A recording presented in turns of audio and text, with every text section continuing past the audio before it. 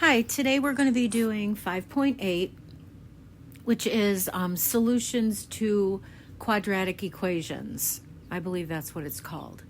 So the nice thing about this section is we're not really going to be learning anything new. We're just going to be able to have to use the methods of factoring that we've learned up to now to determine which method is the best method for the type of quadratic that we are presented with. For example, we've been taking roots, we learned the quadratic formula, we've done completing the square, okay, and then just regular old factoring. So in example 1, we're given 3 types of quadratics, okay? The only thing that we are going to be learning new here in this particular section is something called the discriminant, okay? Not to be confused with the determinant from our matrix algebra chapter, discriminant, okay? And we'll learn about that as soon as it comes up in our examples. Okay, so this first section that we've got, or this first quadratic that we've got here on the left, it doesn't have an x term, it doesn't have that linear term, we only have an x squared term. So if we simply divide both sides by 3, we are going to get that x squared is equal to 18. Okay, trying to use the quadratic formula would be okay. Your a value would be a 1, your b value would be a 0, and your c value would be a negative 54. So while you could use the quadratic formula, remember when we learned about the quadratic formula, I stated unequivocally that the quadratic formula is a never fail way to factor a second degree polynomial. But that's not the only way. Okay, if you didn't know what else to do, that would be the way to go, regardless of what your quadratic looked like. But this section is all about trying to determine what the best way is possible for the quadratic that you're presented with. So remember, because of the first fundamental theorem of algebra, the number of solutions to an equation that we have is equal to the highest power on the variable. So here, we have to have 2 solutions to this quadratic, okay? And that happens when we take the square root of both sides. The square root of x squared is x, and the square root of 18 is plus or minus the square root of 18, and then we will simplify that, okay? So 18, remember how we were simplifying radicals. The lowest prime that divides into 18 is 9, or is 2. 18 divided by 2 is 9. The lowest prime that divides 9 is 3. So 9 divided by 3 is 3. The lowest prime that divides 3 evenly is 3, and 3 divided by 3 is 1, and we are done. We will group like terms in the right column in groups of 2, pull one of those out, and the straggler guy stays inside the radical. So the 2 solutions for the first type of quadratic solved by taking roots is plus or minus 3 times the square root of 2. Okay, then moving on into the middle equation there, we have an a term right here, and we have a b term, and c here would be 0. So again, you could use the quadratic formula, a equals 4, b equals negative 12, and c equals 0, and you could use that to solve this particular quadratic. However, the very first thing we learned about factoring is always look for a GCF. In this particular instance, 4x will come out of both of those terms. So if we divide 4x squared by the 4x out front, we're left with an x. And negative 12x divided by 4x is negative 3. And we can always check that by distributing back in that 4x. So 4x times x gives us our 4x squared, and 4x times negative 3 gives us the negative 12. So we know that we did our job correctly, okay? Now, by the zero product property, either 4x is equal to 0 or x minus 3 is equal to 0. So in order for 4x to equal 0, x has to equal 0. Divide both sides by 4, and 0 divided by 4 is 0. And if x minus 3 is equal to 0, x is equal to 3. And those are the two solutions for that particular polynomial or quadratic. Okay, so the next one could be solved using the quadratic formula. And the reason I'm choosing the quadratic formula is because you've got an quadratic formula or completing the square, either way, okay, is because we've got an A term, a B term, and a C term. And if we tried to solve this, say, by slide and divide, okay, I'm going to divide away the leading coefficient and multiply it at the end. So I am going to be temporarily factoring x squared minus 4x plus 15, okay? So I'm going to be looking for the factors of 15, that when I multiply those factors, I get 15, and when I add them, I get a negative 4. Well, these are the only factors of 15, and neither one of those pairs can be combined by adding or subtracting to get a negative 4. That's how I know that factoring by regular factoring method, I know it's not going to work. So that leaves either the quadratic formula or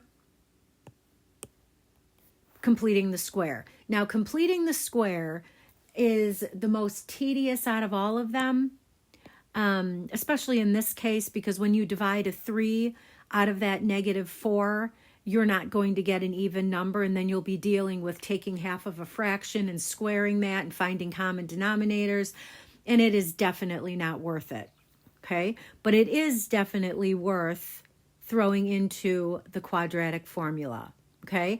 A equals 3, B is negative 4, and C is equal to 5. So for my quadratic formula, x is equal to the opposite of b plus or minus the square root of b squared minus 4 times a times c all over 2a.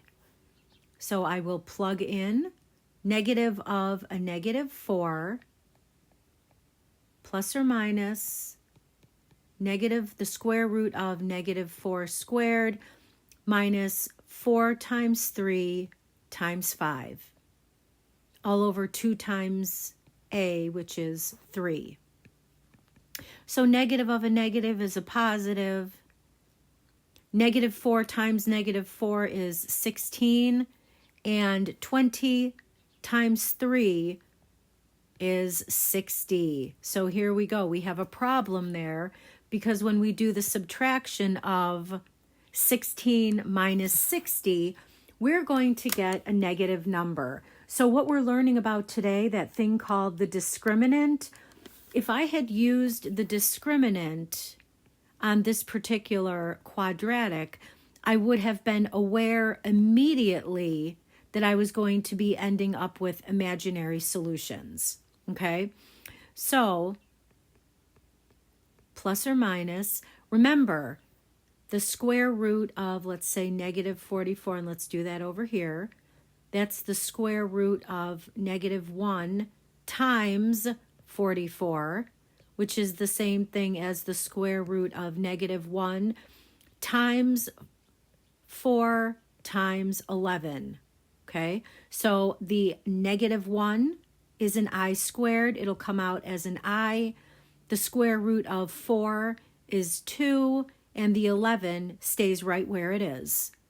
So 4 plus or minus 2I times the square root of 11 over 6. And that can be reduced because everything is divisible by a factor of 2. So everything there can be reduced down or divided in half.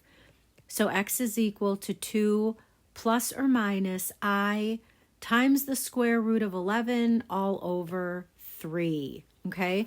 And if we would have done completing the square with that, we would have ended up with the exact same answers, but it would have taken a whole lot more time to get there. Okay? Now, for example 2, we are told to solve this particular quadratic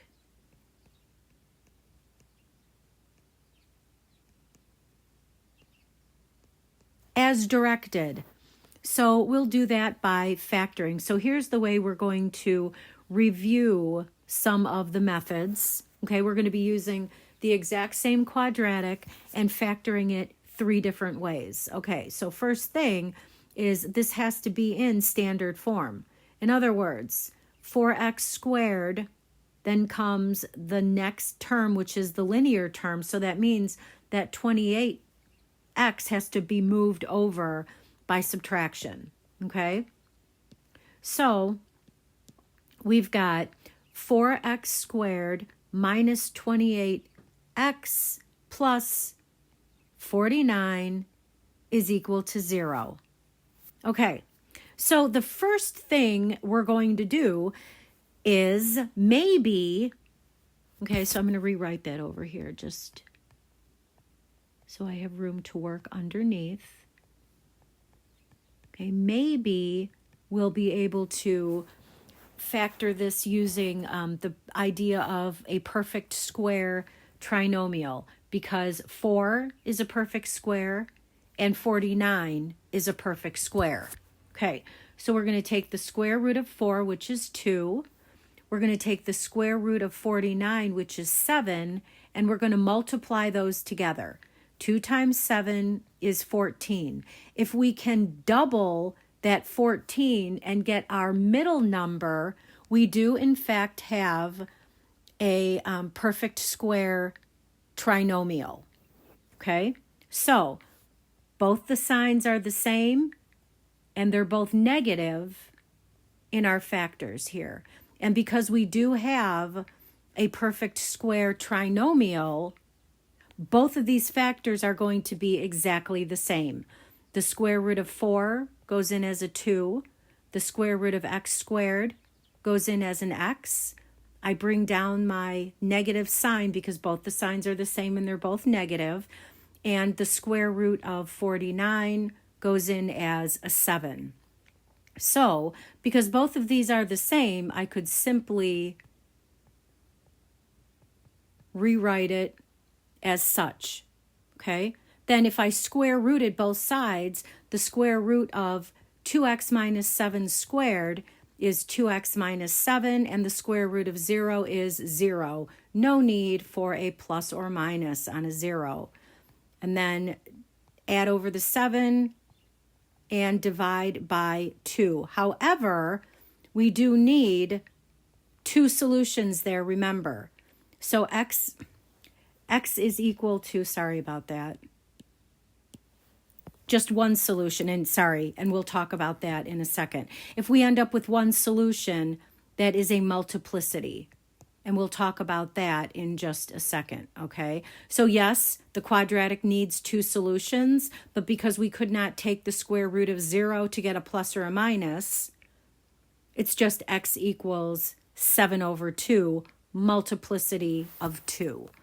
Now, what we're doing is using the exact same quadratic, and this time we are completing the square.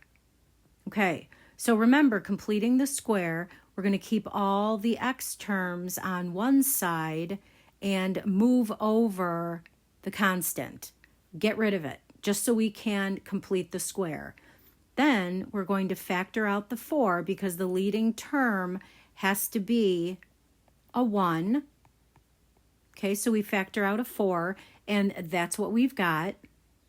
Now, we will take half of the 7, which is half of 7 is 7 over 2, and we'll square that to get 49 over 4, and that is what we're adding in.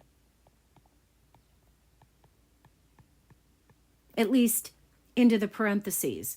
But remember, what we actually added in was 4 times 49 over 4. So again, over there in the margin, 4 times 49 over 4 is just adding in a 49, which gives us our 0 on the right side. Okay, then we've got our perfect square binomial here, the square root of x squared and the square root of 49 over 4. That's our square, and then the minus, the first sign, comes down in between.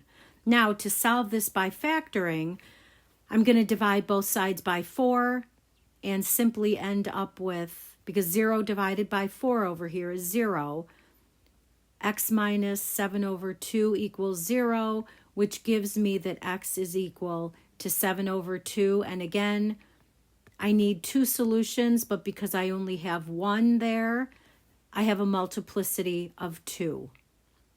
Okay, and then the quadratic formula is something that we literally just went through. Okay, now what we're going to do is learn about the discriminant. Now the discriminant is the part of, so here's our quadratic formula, negative b plus or minus the square root of b squared minus 4ac all over 2. Okay, well, the whole gist of the quadratic formula and the type of solutions you get from that depends upon what is under your square root. If you have a perfect square, you will get either regular number answers or a fraction. If what you have under the square root, all right, so for example, say if you ended up with the square root of 16, you know that that's a 4, okay? So what you end up with, regardless of what your b term is, you're going to end up with either a fraction or a whole number, because your b squared minus 4ac is a perfect square. Or you might get something like this under your radical. Not a perfect square, but it's not imaginary, and it can be simplified, okay? So then you would get a real irrational solution. So here you would have real rational. Here you would have real irrational. Or you might end up with something like the negative of the square root of 25, which would be 5i.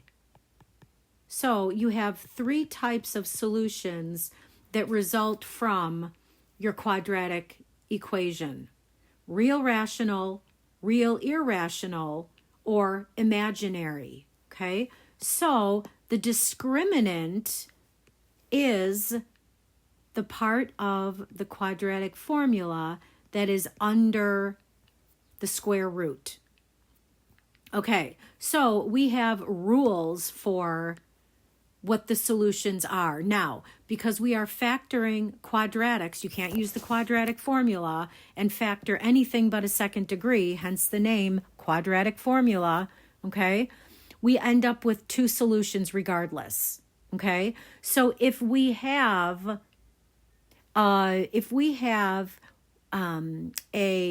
D, the discriminant, is equal to 0, so say we get under the square root, we get, say there is a 16 minus 16, and we end up with the square root of 0. We will get one real rational multiplicity of 2. And we'll talk about that and what it looks like in just a little bit, on a graph, I mean. Then we also have where the discriminant is greater than 1, but not a perfect square. You get 2 real irrational solutions. In other words, you will end up with a square root still in your answer. Or your discriminant, greater than 0, not 1. If the discriminant is greater than 0, but not a perfect square.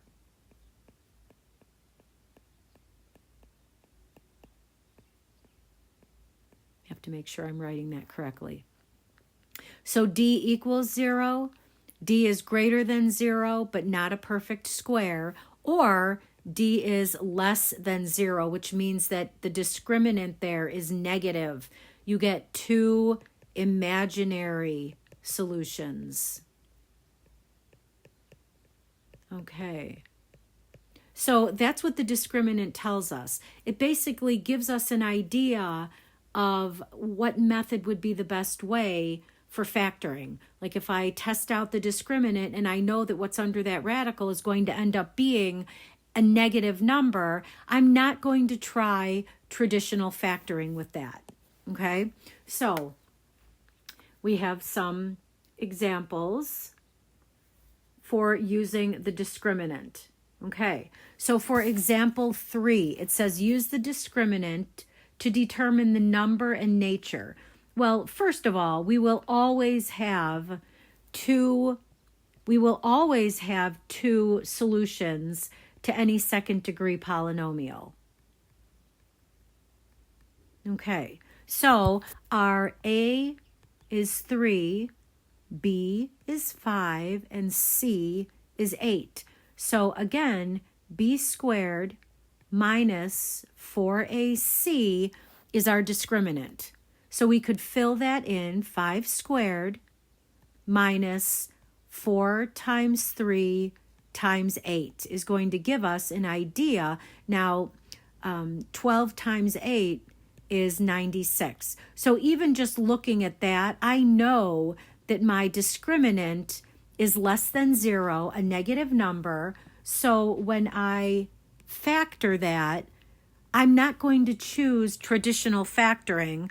I would use the quadratic formula because I know that I have 2 imaginary solutions. Okay? And in the next one, it is out of order, so it needs to be put in to its proper or standard form. Okay? Leading with the x squared term, which is negative 9x squared, followed by the linear term, which is positive 12x, and then we move the 4 over by subtraction and set the whole thing equal to 0. Now A is negative 9, B is 12, and C is negative 4. So if I fill in the discriminant with that information, 12 squared minus 4 times negative 9 times negative 4 would give us 144, and all of this together here is a negative 144, and I get a 0. So what I get there is one real solution, but a multiplicity of 2. Okay? So that's what you get. So again, because this is a quadratic, you need 2 solutions, which gives you a multiplicity of 2. So I'm just going to give you an example, or I'm going to give you a visual of what that would look like.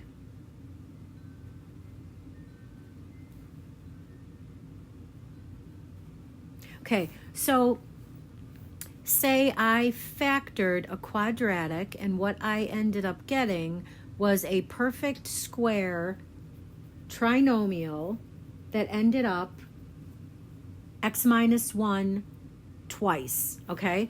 So I have x minus 1 twice. That means x minus 1 and x minus 1 were the factors, okay? But these are both the same.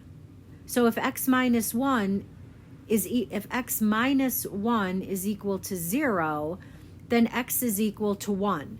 And the solution would be the same for both of these because both of them are x minus 1.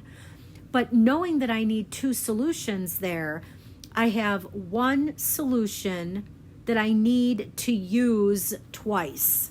Okay, so here's what a graph would look like when you've got a multiplicity. X equals 1 gives me my 0 right there. But because I have a multiplicity of 2, that means that the graph is simply going to bounce off of that 0 and go in the opposite direction. Okay, that's what a graph looks like when it has a multiplicity 0. Whether it's right side up or upside down, a multiplicity means the graph bounces off that 0 and does not cross the x-axis. And while we're at it, we'll talk about an imaginary solution, okay? So say I have a vertex right there for my quadratic. It's a positive quadratic, so that means that it opens upward. So that would give me a graph that looks like that. Now the solutions are imaginary because they do not go through the x-axis. That's what it means when you've got solutions to a quadratic. The solutions to a quadratic are where the graph crosses the x-axis. Okay, so right there and right there, these are the solutions. Okay, those are the solutions where the graph goes through the x-axis. If I don't go through the x-axis, my solutions are not real. They're imaginary, and that would be the visual of an imaginary quadratic. Okay, so hopefully this is making a little bit of sense here. Now, last major skill is writing standard form quadratics from given solutions, okay? So the first thing we are given is that x is equal to 2/3, and we only have one solution. So that means that we've got it twice, okay? X is equal to 2/3 and x is equal to 2/3. Same solution. Now these are the solutions. In order to get to the quadratic, remember we were factoring. Factoring went from the quadratic to the factors, then the solutions. Right now, we're going backwards. We're starting with the solutions, and from there, we need to get to the factors that we will then FOIL out to get to the quadratic equation. So factoring starts here, then we get the factors, then we get the solutions. So again, we are going backwards from that process. So if x is equal to 2/3, x minus 2/3 is equal to 0. And I have two of those. Now, foiling with a fraction is definitely not cool. So if you've got a fraction here like we do that does not reduce, all we simply have to do is take the denominator and stick it in front of the x. So x minus 2/3 is the same thing as 3x minus 2 when you lose the fraction. Okay, now we've got our factors. Now we are going to FOIL. 9x squared minus 6x minus 6x plus 4. And then combining like terms,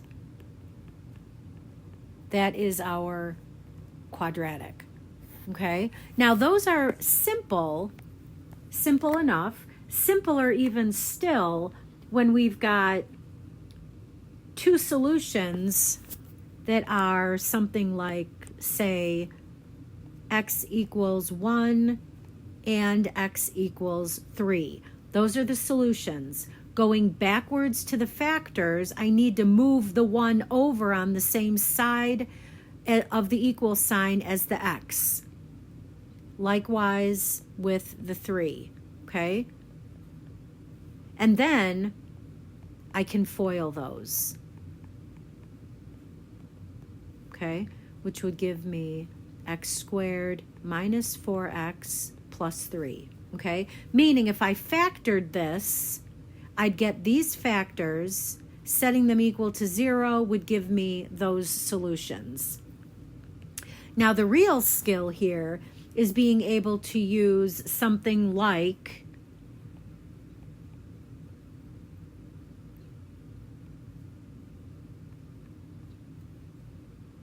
that and write the quadratic. Now we do have two solutions there. One of them is x equals 5 plus 2i root 7, and the other one is x equals 5 minus 2i root 7. Those are conjugates of each other. The only thing different is the sign between the real and the imaginary parts. Okay? So there is a method that you follow for going from solutions that are imaginary. These are the solutions, okay? And we are going now backwards to their factors. Okay, and there is a specific method and a specific rule that you have to follow in order to write these solutions as factors correctly. You will always, always, always, always, always, always start with x minus. Always. Okay, so we've got x minus, and then I will put in my 5 plus 2i root 7 here, and my 5 minus 2i root 7 over here. Okay, now the thing is that this, let me get a decent color here, this minus sign right here, the ones I just made blue, distribute in and change the signs, okay? So the factors will be x minus 5 minus 2i root 7 and x minus 5 plus 2i root 7. Notice again, x minus is in both factors, and it will always be that way. Okay, so set them up like that, and then distribute that negative, and then from there you've got the two factors that can then be FOILed together. So x minus 5 minus 2i root 7 times x minus 5 plus 2i root 7. So we'll start at the beginning. X times x is x squared. Then x times negative 5 is negative 5x. And x times 2i root 7 is plus 2ix root 7. Now we're going to go to the middle term there.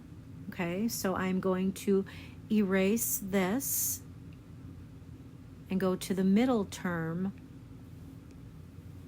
Negative 5 times x is, and I'm lining them up like terms, and I'm stacking them, okay, because it'll be easier to keep track of my like terms.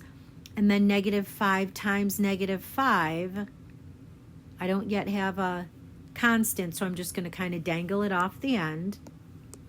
Then negative 5 times 2i root 7 will give me negative 10i root 7. And then I'm going to go to that last term there, the farthest left, right here. So that is a minus 2ix root 7. Notice they are going to cancel each other out, which is why I stack them. And then I multiply to get plus 10I root 7. And again, those cancel out.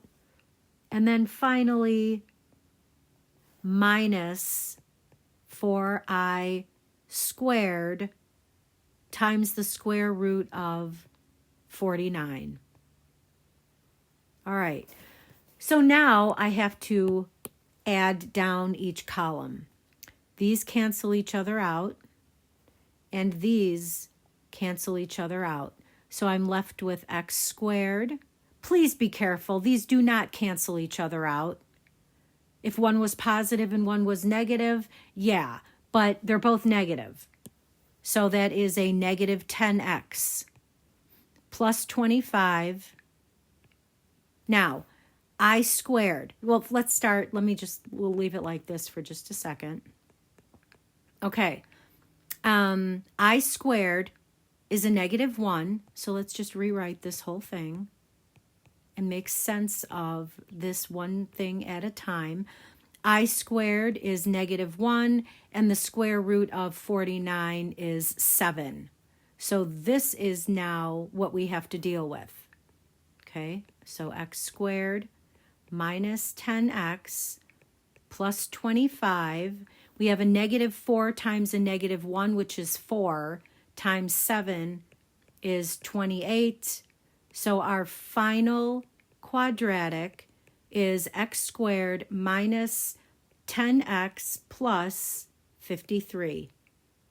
And there you go. And that is the final skill. Not too difficult. Just remember the rule. It's always x minus. And then FOIL your factors. Okay.